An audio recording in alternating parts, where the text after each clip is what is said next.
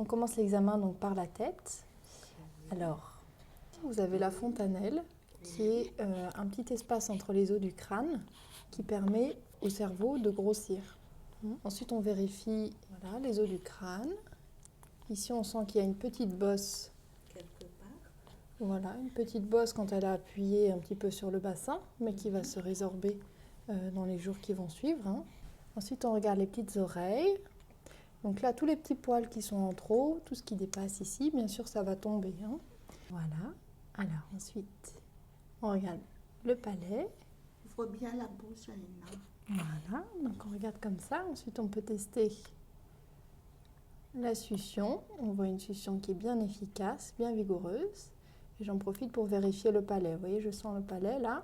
Oui, excuse-moi. Excuse-moi. Voilà. Là, le palais, il est bien.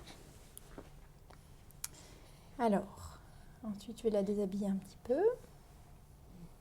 Donc, ici, on va regarder un petit peu le cou. Et ici, les clavicules. Parce qu'on peut avoir, au moment de l'extraction, une petite fracture de la clavicule. Ensuite, vous avez vu, la peau, elle est un petit peu sèche, là, comme ça. Ça, c'est parce qu'elle est restée longtemps dans l'eau. Et donc, la peau, à la naissance, s'adapte et elle pèle un petit peu. C'est pas grave. Vous pouvez hydrater gentiment avec une crème pour bébé. Il ne faut pas hydrater le visage, d'accord? Sinon, le visage, ça a tendance à faire des boutons. Donc, on recherche les deux poux fémoraux. Donc, ici, il est très bien palpé à gauche. Et on cherche de l'autre côté. Voilà, donc ça, c'est bien. Ensuite, on regarde la morphologie des deux jambes. Si on a une symétrie de taille des deux jambes.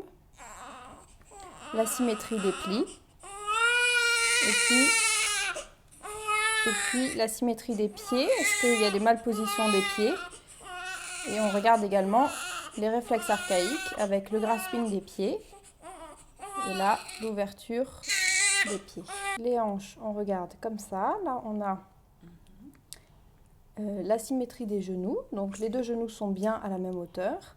Ensuite, on regarde si on n'a pas de limitation d'abduction d'un côté ou de l'autre.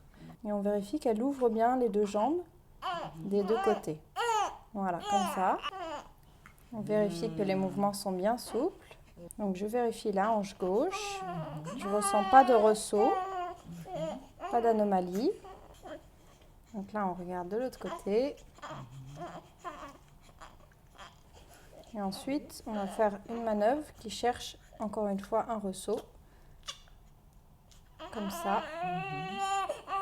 Là, il n'y a rien du tout. Donc l'examen neurologique, qui comprend la position du bébé, qui est ici en quadriflexion. Il est bien tonique. Elle a une très bonne succion. On va regarder le tonus axial. Donc là, vous voyez qu'elle s'agrippe. C'est ce qu'on appelle le grasping. Donc si je lui mets mes pouces dans les mains, elle va s'agripper. Et je peux la faire asseoir par une manœuvre de tirer assis. Et quand je redresse le bébé, il va redresser sa tête. Voilà. Et une fois fléchi en avant, il va redresser la tête vers l'arrière. Voilà.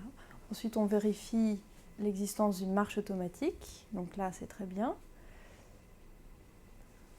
Alors, je regarde le rachis, il est bien. Et puis, vous voyez qu'en position allongée, elle va pousser sur ses jambes et elle va essayer de ramper. Voilà. Je vérifie que le ventre il est bien souple et qu'on n'a pas une grosse rate ou un gros poids.